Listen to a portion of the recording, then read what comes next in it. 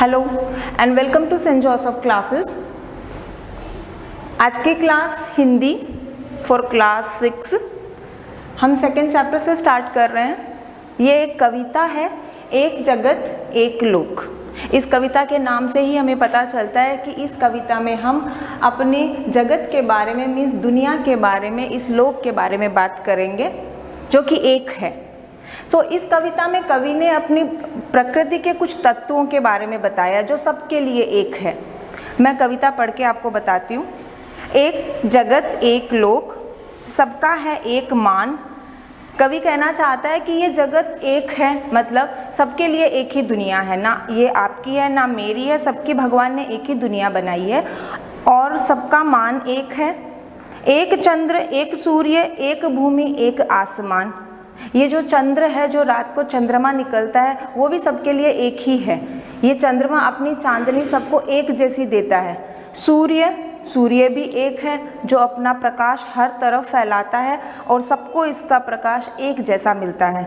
एक भूमि एक आसमान, हम इस जिस धरती पे रहते हैं वो भूमि भी एक ही है और ये जो आसमान है ये भी हम सब के लिए एक जैसा है।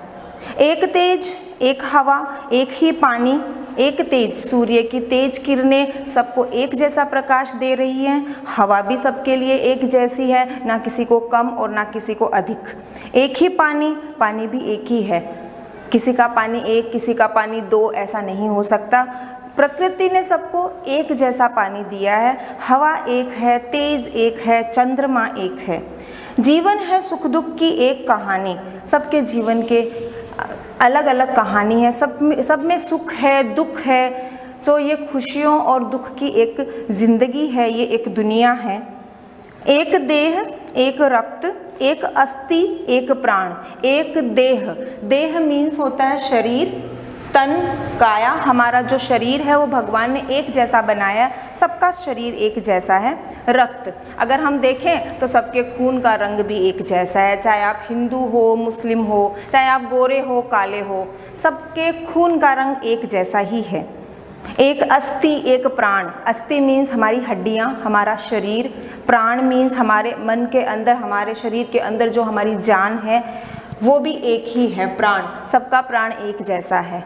और अस्थियाँ हड्डियाँ, सबको भगवान ने एक जैसा स्ट्रक्चर दिया है, सबकी हड्डियाँ एक जैसी है, सबका एक जैसा स्वरूप है।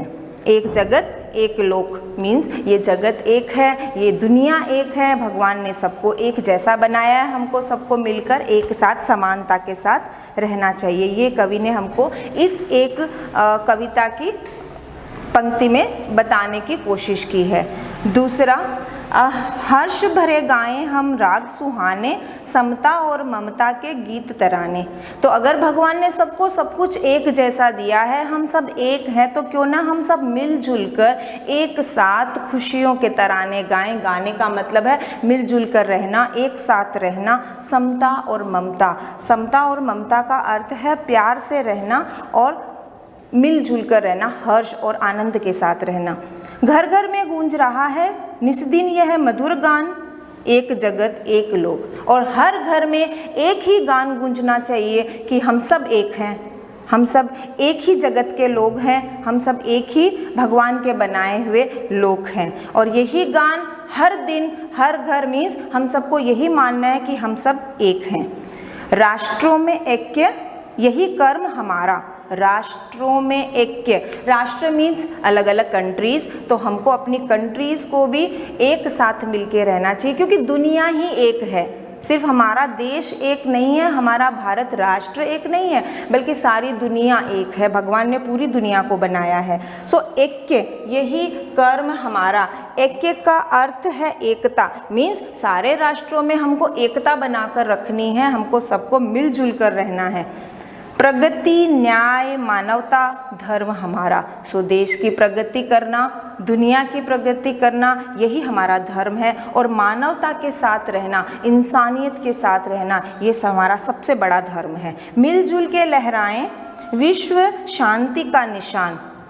वही बात फिर से, मिलजुल कर हमको हमारे देश को आगे बढ़ाना है। और निशान मतलब हमारा तिरंगा, हमारे देश का निशान चिन्ह जो कि क्या है, तिरंगा, हमारा झंडा। तो हमको मिलजुल कर एक साथ इसको लहराते रहना है, इसका मान ऊपर रखना है, इसको कभी नीचे नहीं झुकने देना है। एक जगत एक लोक, दुनिया एक है, यहाँ के लोग एक हैं, यहाँ के मानव एक है। सो इस काव्य में कवि ये कहना चाहता है कि हमको अपने बारे में नहीं सोचकर पूरे राष्ट्र के बारे में और ना ही राष्ट्र के बारे में, इससे भी ऊपर उठकर हमें अपने विश्व के बारे में सोचना है। मीन्स दूसरे देशों के साथ में भी हमें अपना एकता बनाकर रखनी है और इस भावना को हमें विकसित करना है। इसके साथ ही हमारा ये जो सेकेंड चैप्टर है कंप्लीट हो जाता है। इसके जितने भी भावार्थ और शब्दार्थ है लिखने हैं, लर्न करने हैं एंड कविता को भी बाय हार्ट लर्न करना है। Thank you.